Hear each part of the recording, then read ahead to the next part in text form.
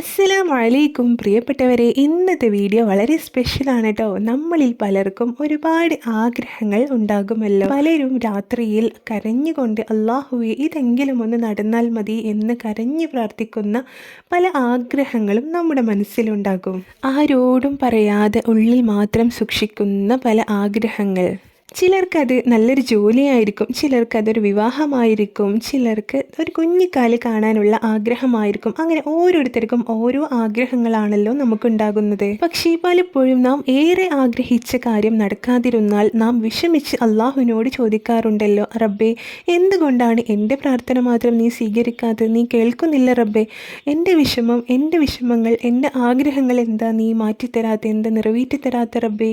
നാം പലപ്പോഴും കരഞ്ഞുകൊണ്ട് റബ്ബിനോട് ചോദിക്കുന്നതാണല്ലോ. പ്രിയപ്പെട്ടവരെ, നാം ഓരോരുത്തരുടെയും പ്രാർത്ഥന അള്ളാഹു കേൾക്കുന്നുണ്ട്. അവൻ എല്ലാം അറിയുന്നവനാണ്, എല്ലാം കേൾക്കുന്നവനാണല്ലോ. നാം ചോദിച്ച കാര്യം ഉടനെ തന്നെ അള്ളാഹു നമുക്ക് നൽകണമെന്നില്ല. കാരണം നമ്മളെ കുറിച്ച് ഏറ്റവും കൂടുതൽ അറിയുന്നവൻ അവനാണല്ലോ. നമുക്ക് എന്താണ്, എപ്പോഴാണ് നൽകേണ്ടത്, എപ്പോൾ നൽകിയാലാണ് നമുക്കത് ഹൈറ്, നമുക്ക് വിജയം എന്ന് അള്ളാഹുവിന് മാത്രമാണ് അറിയുന്നത്. അതുകൊണ്ട് തന്നെ നാം പ്രാർത്ഥിക്കുന്ന ഓരോ പ്രാർത്ഥനകളും കേൾക്കുന്നവനാണ്. നമ്മുടെ പ്രാർത്ഥനകൾ അതാത് സമയത്ത് അള്ളാഹു നമുക്കത് നിറവേറ്റി തരുന്നതാണ്. അതുകൊണ്ടാണ് നാം പ്രാർത്ഥനയുടെ കൂടെ എപ്പോഴും ദിക്റും കൂടി കൂട്ടണം എന്ന് പറയുന്നത്. ദിക്ർ എന്നത് നമ്മുടെ ഹൃദയത്തിനൊരു മരുന്നാണ്. നമ്മുടെ മനസ്സിൽ എത്ര വലിയ ടെൻഷൻ ഉണ്ടെങ്കിലും, എത്ര വലിയ വിഷമം ഉണ്ടെങ്കിലും അള്ളാഹുവിനെ ഓർത്താൽ നമുക്ക് സമാധാനം ലഭിക്കും. അള്ളാഹുവിൻ്റെ നാമങ്ങൾ ചൊല്ലിയാൽ നാം തന്നെ മനസ്സിലാക്കുന്നതാണ്, ചില സമയങ്ങളിൽ നാം ഏറെ വിഷമിച്ചിരിക്കുന്ന സമയത്ത് അള്ളാഹുവിൻ്റെ നാമങ്ങൾ ചൊല്ലുമ്പോൾ നമ്മുടെ മനസ്സിന് സമാധാനം ലഭിക്കുന്നത്. ഇന്ന് ഞാൻ നിങ്ങളോട് പറയുന്നത് നമ്മുടെ ഏത് ആഗ്രഹവും പെട്ടെന്ന് നിറവേറിക്കിട്ടാൻ സഹായിക്കുന്ന ഒരു ദിക്റിനെ കുറിച്ചിട്ടാണ്. ഈ ദിക്ർ അള്ളാഹുവിനോട് കൂടുതൽ അടുക്കാനുള്ള ഒരു വഴിയും കൂടെയാണ്. ഏതൊരു ദിക്ർ ചൊല്ലുമ്പോഴും നമ്മുടെ മനസ്സിലൊരു ഉറച്ച വിശ്വാസം വേണം. അള്ളാഹു എനിക്ക് നൽകും, എനിക്ക് ഏറ്റവും നല്ലത് തന്നെ എൻ്റെ അള്ളാഹു എനിക്ക് നൽകും എന്ന വിശ്വാസത്തോട് കൂടിയിട്ട് വേണം നാം ഓരോ ദിക്റും ചൊല്ലേണ്ടത്. നമ്മുടെ മുന്നിൽ ഒരു വാതിൽ അടഞ്ഞാൽ നാം കരയും, പക്ഷേ അതിനേക്കാൾ വലിയൊരു വാതിൽ നമുക്ക് വേണ്ടി അള്ളാഹു കരുതി വെച്ചിട്ടായിരിക്കും നമ്മുടെ മുന്നിലെ ആ ചെറിയ വാതിൽ അടച്ചിട്ടുണ്ടാക്കുക.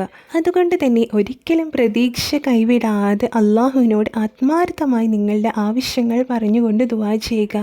ഈ ദിക്ർ ചൊല്ലി ദുആ ചെയ്താൽ അതിന് കൂടുതൽ ഫലം ലഭിക്കും. എൻ്റെ വീഡിയോ നിങ്ങൾക്ക് ഇഷ്ടപ്പെട്ടാൽ ലൈക്ക് ചെയ്യുക കേട്ടോ. മറ്റുള്ളവർക്കും കൂടി ഈ നല്ല അറിവുകൾ എത്തിച്ചു കൊടുക്കുക. അവർ ചൊല്ലുന്നതിൻ്റെ പ്രതിഫലം നമുക്കും കൂടെ അള്ളാഹു നൽകുന്നതാണ്.